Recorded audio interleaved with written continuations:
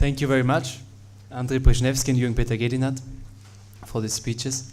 And I would like to start now a sort of dialogue with this inspiration of the lectures. And maybe Willfried Geßner, you could start with your statement, ideas, thoughts on some of the speeches you heard of the two. Okay, thank you. It was pretty much to comment on in both the lectures or speeches, and I have to decide what should be commented on first. And I think, as a philosopher who, by the way, has similar roots to Mr. Przylebski, namely in the hermeneutic philosophy in the Berlin tradition, particularly with Wilhelm Dilthey, and later on Georg Simmel, I decided to say some things about the concept of culture, which is, as I guess, the most problematic thing, or the core issue, which has to be cleared as far as possible before we can decide how to deal with it, or how to manage or promote or achieve cultural exchange, and what cultural diplomacy could do in terms of that. And there are very close, or what I would think is very close to what both speakers said, that there are many notions or many meanings of the term culture, and I think this is not by chance, and this is not bad, but it's somewhat difficult though. And there is what I would propose is to deal, or what I would like is to do, is to introduce one concept of culture which may be able to connect all these various meanings.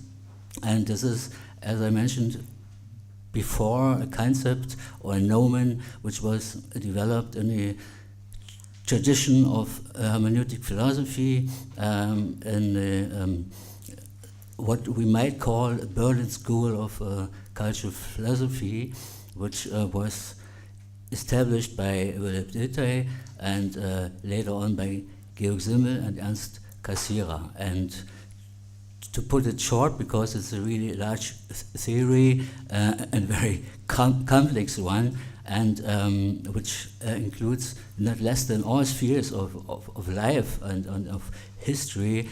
To make it short, you could use a term created by Ernst Cassirer, which said that the human as such is a animal symbolicum. That means that all spheres of life, all dimensions of what people do and think and create and how they behave are forms or dimensions which are mediated by symbols. And so the name of this, what you might call a discipline, is philosophy of symbolic forms, which is the same word in the title of the famous book by Ernst Cassirer. And I think when we try to take this perspective, then we can see we can shed a light on some of the conflicts mentioned by both the speakers, which are mainly between the high culture or arts, or the aim of a mutual understanding and all these nice things on the one hand, and the hard political interests on the other hand. And I think it would not be proper or very helpful to declare this a conflict between culture and politics, or culture and power, but as a conflict like it's usual between all these dimensions or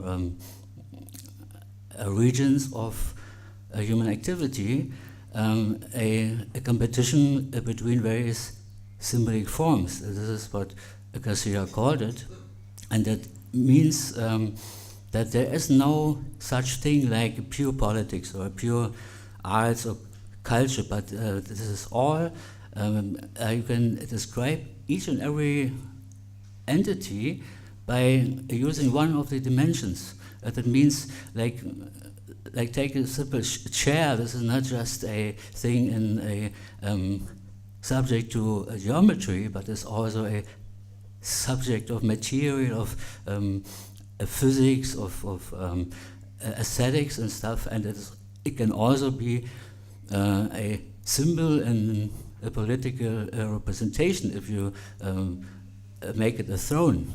And so each and everything, each and every event is multidimensional.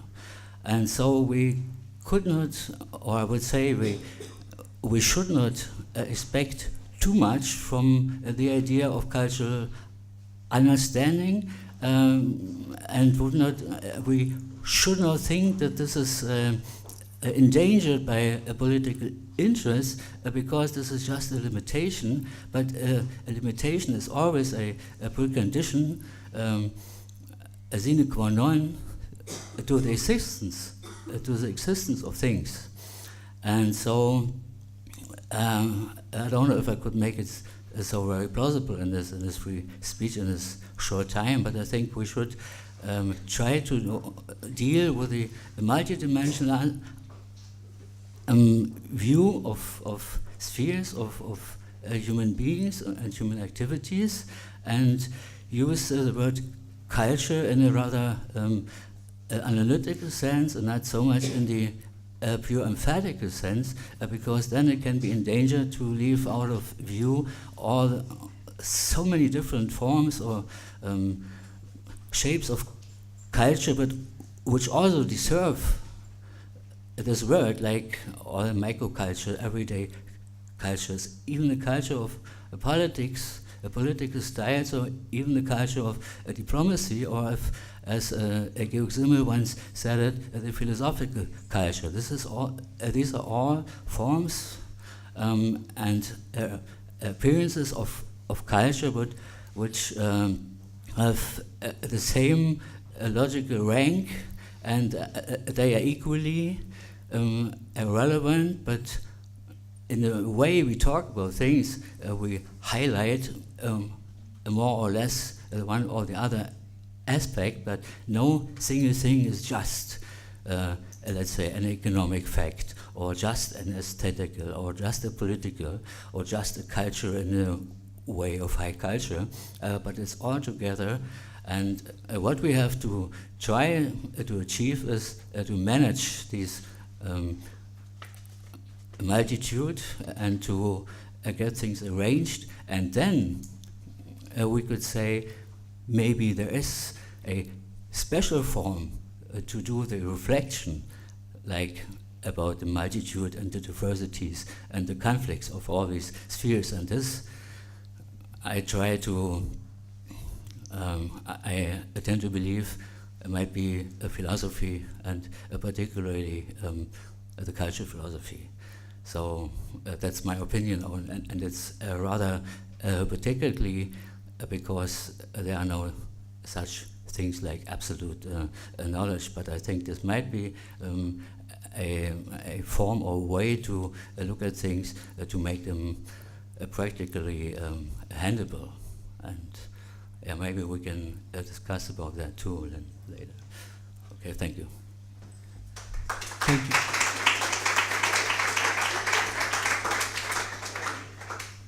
Yeah, are there any responses from you, or should I open the questions to the audience?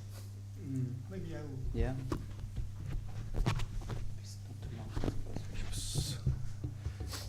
Well, we should discuss mainly about the role of philosophy in cultural diplomacy.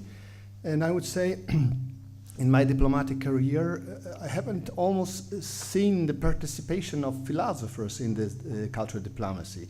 Usually, the directors of cultural institutes, they have some philosophical considerations, some philosophical basis, but it's very seldom. It is, it's a point of consideration. Why it is this way? I suppose because philosophy seems to be a kind of academic discipline which is universal, and it does not present the culture of a given nation, which may be wrong, because I would say Kant, for instance, even if he's a universal philosopher, he is a son of let's say, German philosophical culture. And you mentioned Professor Geßner. Yeah, is your name? Or no?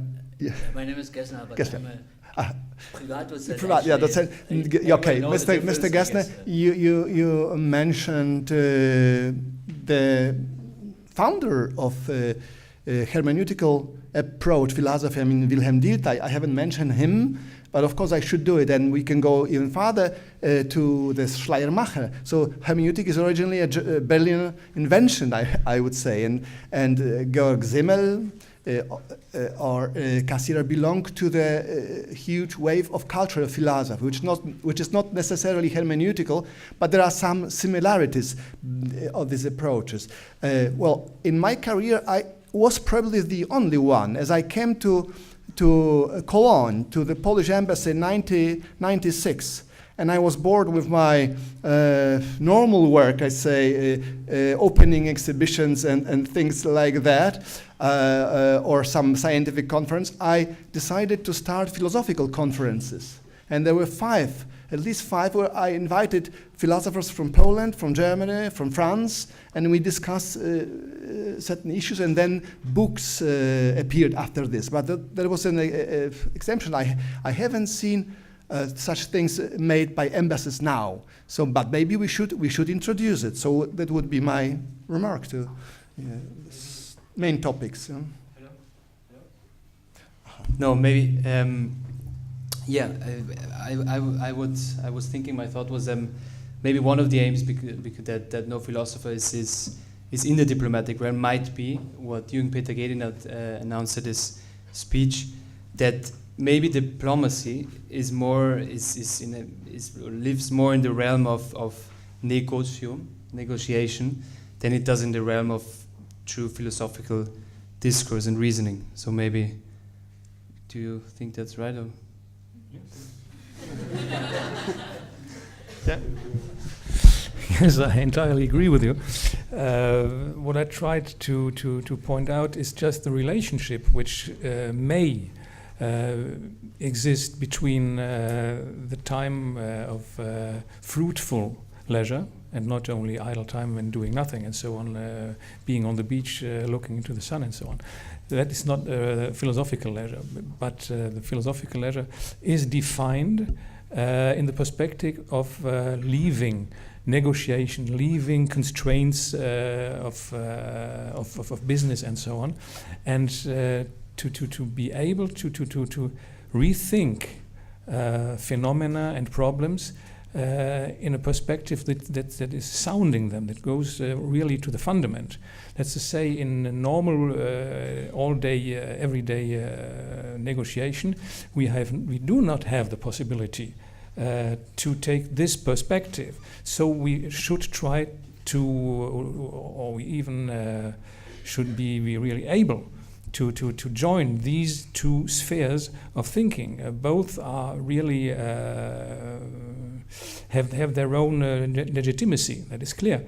But what we live today is a separation between of otium, leisure, idle time, and busy negotiation. That's to say, busy negotiation has an idea of philosophy which says that there will be nothing fruitful for negotiation and business, and that, in my not only opinion but in my reflection, is a great mistake to think like that. That's to say, the current business and negotiation thinks that it could pass over the fundament and fundamental thinking, and there's a big risk, I must say, that sometimes problems are so, let's say, difficult that it would be necessary to go back and to fathom out some problems really fundamentally. And that is so there is a real practical aspect on that, what I try to say, that is really focused on the possibility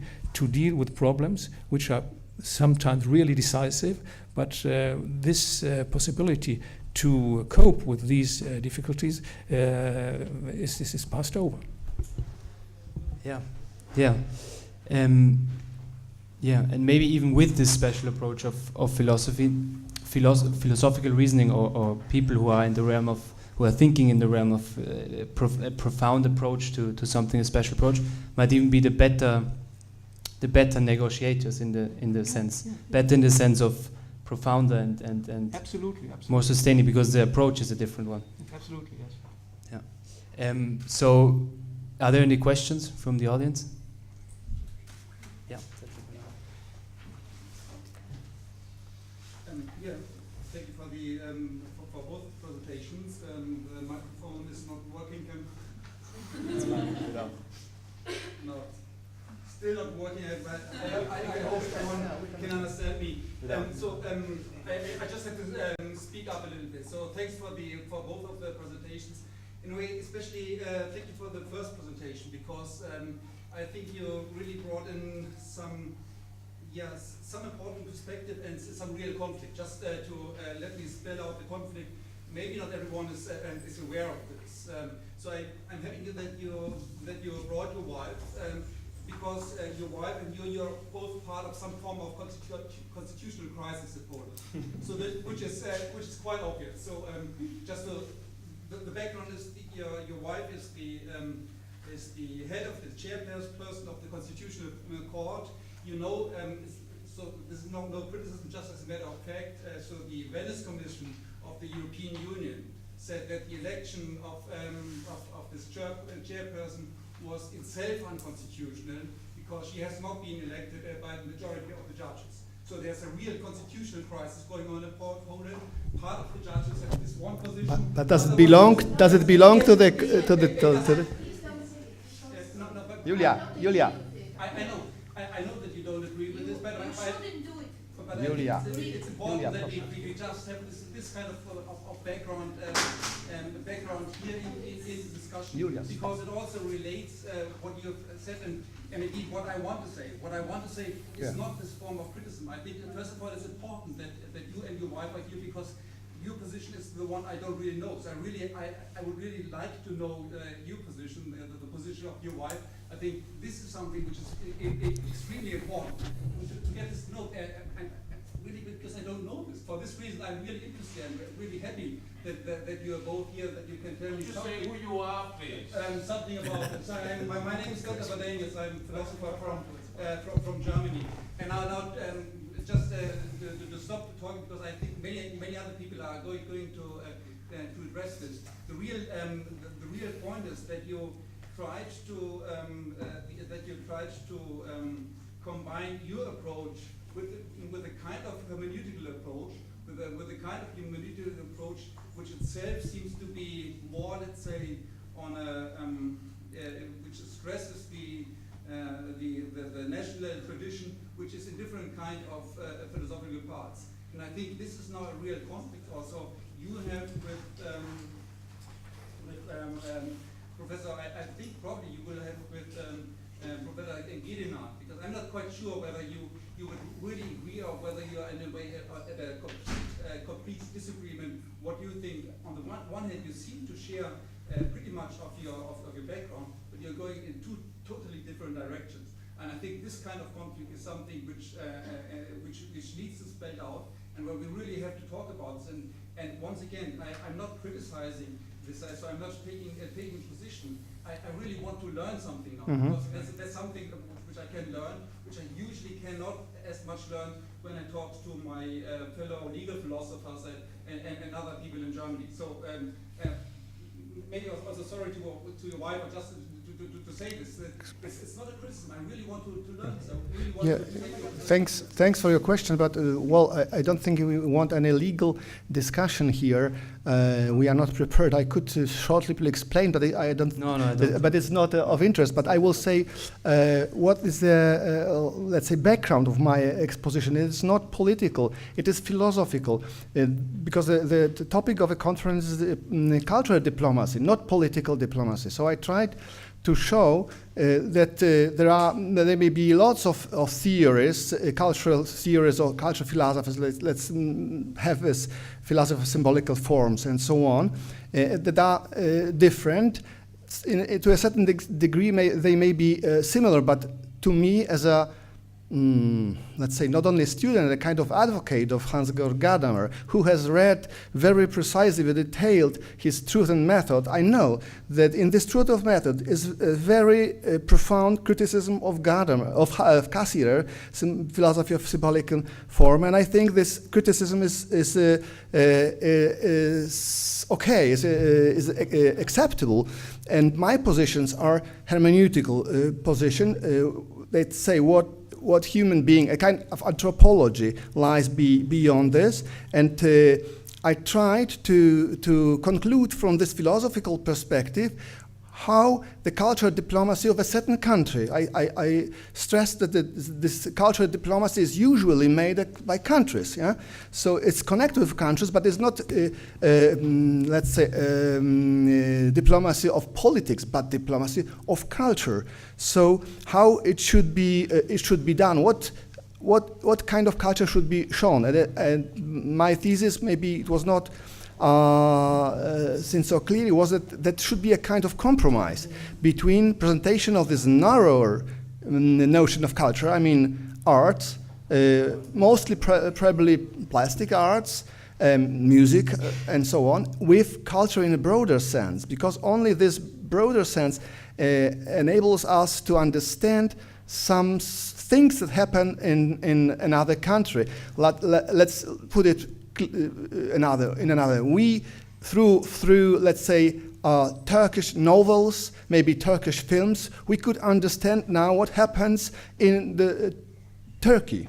Maybe if we would like to read it, and the same would be for Poland. So was I missed in my discussion with the above mentioned by me, the director of the Polish Culture Institute, that she said we are living in a pictorial culture. Picture dominates everything. So we should show as many pictures as, and I as a hermeneutician, philosopher, you will agree, put accent on the word. Word is much profound, I mean in any form, from poetry, novel, also film, much more profound in presenting the culture of a different nation. So I would say we should have a compromise between culture in both senses, and in presentation of this broader sense, we should also invite historians with the book, sociologists, also philosophers who would present what kind of philosophy is in the minds of people in Poland. People in Poland, when they philosophize, they usually do it more in an analytic way, not in a German way, so more in American way. That's why this famous Lemberg-Warschauer Schule was a logician school of philosophy. So it also shows the small difference in thinking. And another aspect of hermeneutica philosophy, we developed ourselves through this horizon explosion, Horizontenverschmelzung, when we are exposed to something different, something alien. So we should be happy if we get to understand something which is not easy to understand, like today in Germany, the Kaczynski government, which is not it's treated as a populist government, which is not, but we should be very careful with a notion of populism that you use, because it's a kind of, well, and I would be happy if you explain to me why do I associate it with Islam, or I haven't understood it, because it is wrong, because it's a kind of accusation. Populism is a kind of accusation, and we forget that the word populism comes from populus. It's close to democracy. So we should think where in what point the democracy is left and becomes populism. It's a kind of something for philosophical consideration, I would say. So spontaneous remarks from me. No, I didn't never say that I related populism to Islam and so on. I quoted two statements of two representatives of a populist party that I didn't mention. I didn't mention the authors, I didn't mention the party.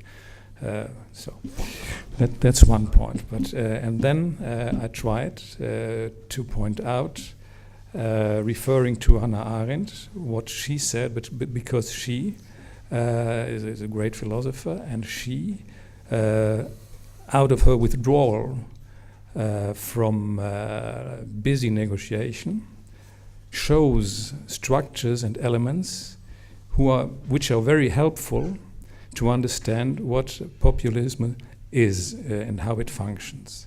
That's one point. The other point is that it is, I understand that you refer populist or populism to the word of populus, but there has been historical development, and that is to say that there are times when populism had a really positive impact and a positive signification, but this was turned around, and populism today is using the people for power, for means of power, for interests of power. That is to say, today populism is no more in the interest of the people. Once upon a time that was the case.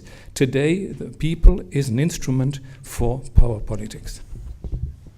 Then I would say there is no populism, but because I would say that even Marine Le Pen does not do it for her own interest, but she thinks at least that she does it in the interest of his people. So she's not a populist in this definition, according to this. We could, it would really go too far, but I propose to take these two sentences of Hannah Arendt, which are 4 points, and to take this as a measure for analyzing statements of Marine Le Pen.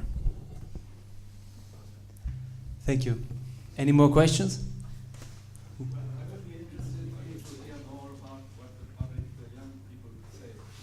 Yeah.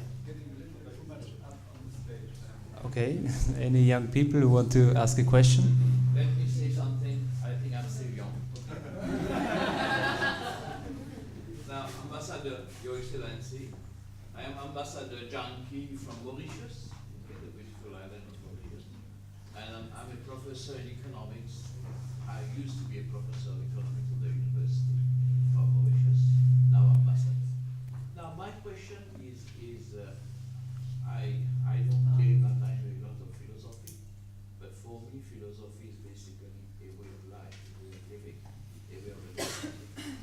And today, when we look at the economic models being developed, with internet, with robot coming, and I just want to know, being an economist, I want to know how far the philosophers like you, like people who have big knowledge in philosophy, you can try to connect, connect philosophy, the theories of philosophy, to the changes taking place in the world. And people are talking about, having global citizenship. Now, with all these problems, I think it's okay. With all these problems, okay. Good. Sorry. Yeah. Good. You see, for me, I would like you to at least to discuss, educate, on the issues like to what extent we can connect. The youth today, they have a lot of problem of not only trying to connect, not only among themselves, but even connecting with the third world, with the developing countries. I've come here as ambassador. I've really found that many people don't even know about the cultures of others. Even as ambassador, when I go to a reception, I found that it is not true to say that cultural diplomacy that people know. People don't even know the basics of the different cultures. And they are arguing. We talk about negotiation. Negotiation for what? Is it economic interest? Is it personal interest? And these are the issues. And to what extent we can adapt the philosophy, the theories of philosophy. Thank you. You would like to start? I will say something, but later. Let me start with a word I intended to say even before the statement of the Mauritian ambassador. What I mean is pretty useful and maybe even necessary to foster the idea of intercultural understanding, as which is formulated as the aim of this meeting or conference here, is the fact that we are living in a globalized world. So this hasn't been mentioned yet, but it is, of course, not enough to mention that in a general way, just we live in a globalized world, but it's useful to try to interpret what it means. And that means, on one hand, in my opinion, that we cannot only stick with the idea of national cultures as a more or less a homogeneous things or entities, but there are so many, on one hand, so many differences, a differentiation within one country, one people, in terms of culture, and on the other hand, maybe even more important, there are so many transnational cultures which are formed not by the belonging to a certain national identity, but, for instance, by common things, common interests, and common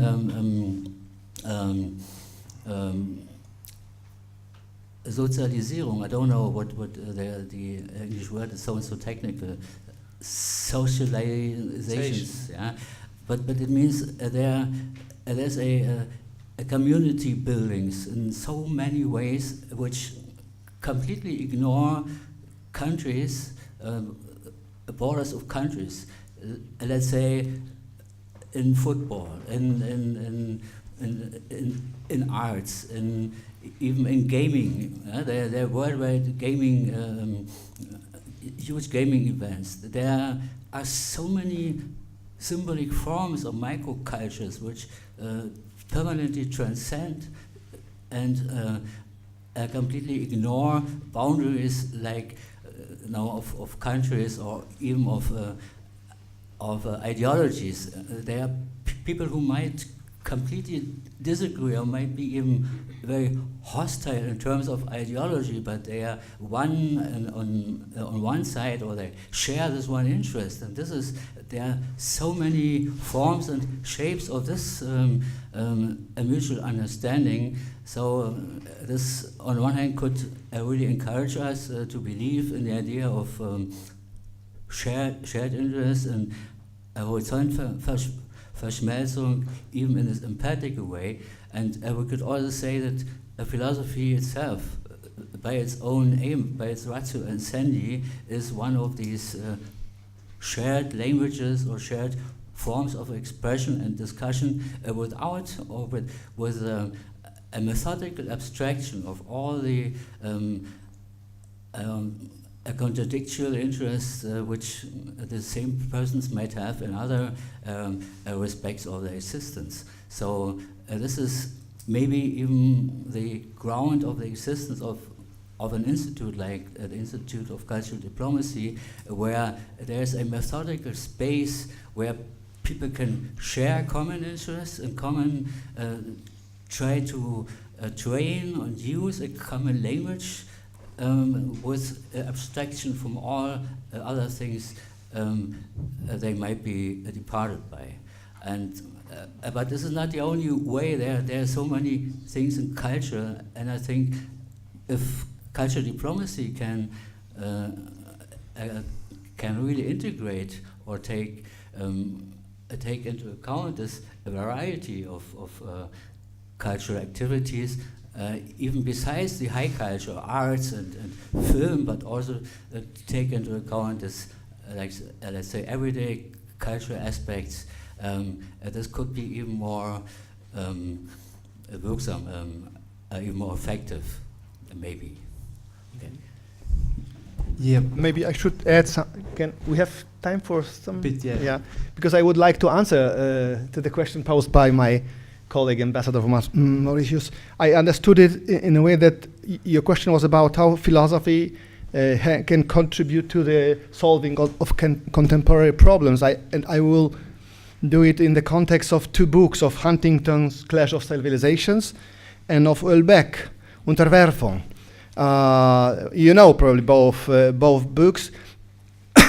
And well, it's not easy to say how philosophy could help in global problems, because there are so different culture. Even Russian culture, if we treat it as a European culture, we state immediately that the system of values is different from ours, from European system. And the Islamic countries are also different in this respect. So I would concentrate myself on Europe, on the crisis of Europe, and on the thesis that Europe is still very attractive.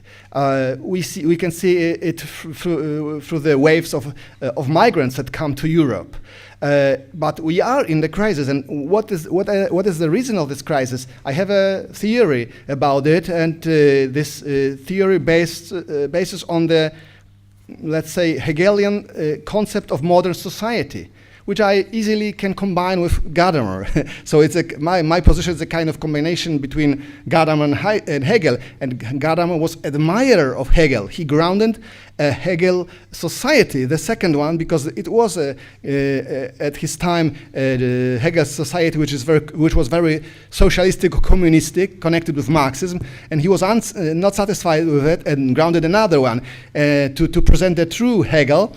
And let's go back to this Hegelian theory of modern society. It is based, modern society is an achievement of European society through its history. And it was established, let's say, in 18th century.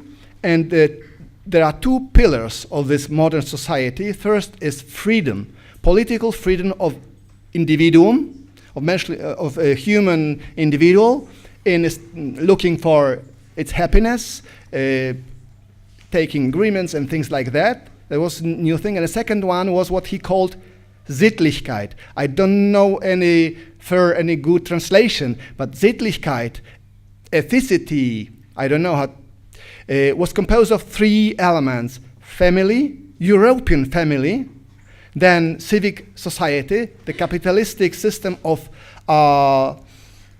dealing with deeds, and third, state that regulated this civic society and helped family to survive. And the problem is that for Europe, that we left this elaborated system of modern society towards a postmodern society in which the rights of individuals are absolute, and the state should be eliminated, and the family should be destroyed, and so on. And we are now in a position of very atomized societies that are not so attractive. For our richness is attractive, but not our culture. I mean, the society system is not very attractive for migrants from abroad. We can see it very clear, for instance, in Sweden, through behavior of migrants to Sweden, that they disrespect the Swedish culture. So the remedy would be to step back, to become again a modern society in the main structure. Of course, there will be lots of forms on the border, but the main structure should be that we don't need import of working forces from abroad because we don't have children. We have to have children. We have to have families. We have to have state that acts in the name of the whole society and regulates the capitalistic system of work. That was the idea of Hegel and not of Marx. There are no link for me between Marx and Hegel, but there are links between Hegel and Gadamer, because Gadamer would say what Hegel did, it was not a kind of logic of history. It was a chance, a case. We develop it and we should protect it because it's a development of our history. But we forget it, more or less, and that is a main reason for our crisis, I would say. That's my opinion. Thanks. Thank you very much. Do you want to make a short break now? Are there any more statements or questions? One more question? Yeah.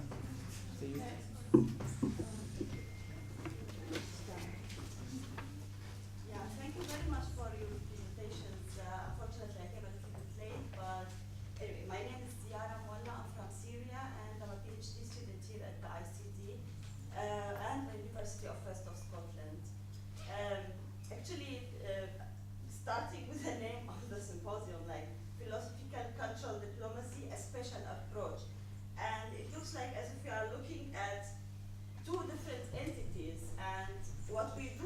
what the PhD students and the master students are doing here is really looking at the theoretical work and the philosophical work, understanding what is culture and what's heritage, what is history, and then see how can that be applied and discuss and investigate the power of heritage and culture in terms of cultural diplomacy, or the power of economics, or power of something which is all, as you mentioned, is a kind of reflection of the culture and the different platforms of people.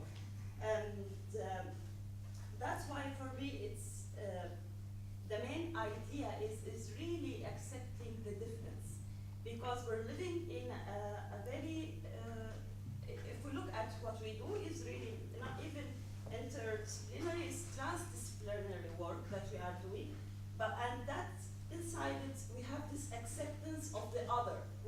I'm an archaeologist as a start, but I had to accept economy in the process of my development. That's why I learned cultural economics, and then I had to learn also the politics in order to understand how culture can make sense for our modern society and the future.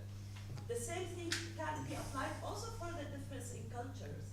I'm Muslim, I'm born in Dhaka, by the way, and which is the capital of ISIS at this moment.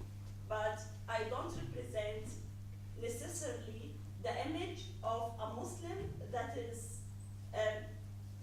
communicated around the world. And that's only because of a lack. We Muslims also together are really in a big trouble understanding this new platform of ideology, of fundamentals of ISIS.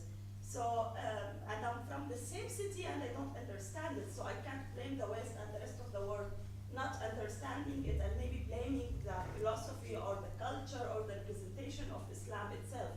However, I think the concept is now accepting differences and working without accusation. And that's where people can really work together. Like as a newcomer also, from a country to another country, from a culture to another culture, I was always looked like, Arab, Muslim, maybe she knows, maybe she doesn't, maybe she can, maybe she can't. But the minute there is a mutual acceptance, that's where I think a communication can start, and then an understanding can happen. And that's where philosophy has to work, because at the end of the day, philosophy, from the very beginning of it, was trying to explain why things are the way they are. And in order to understand how they are, we can measure them, and if we can measure them, we can manage them, and that's what diplomacy does. It manages crisis and good relations between nations. And cultural diplomacy is only a form of that people are managing it rather than governments. So basically, I don't have a question, I just want to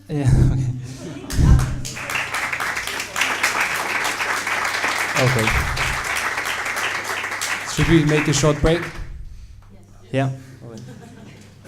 Another question? One more question, sorry. Here goes. The last one. The last one. Who is it? It was you, yeah. Yeah. Two.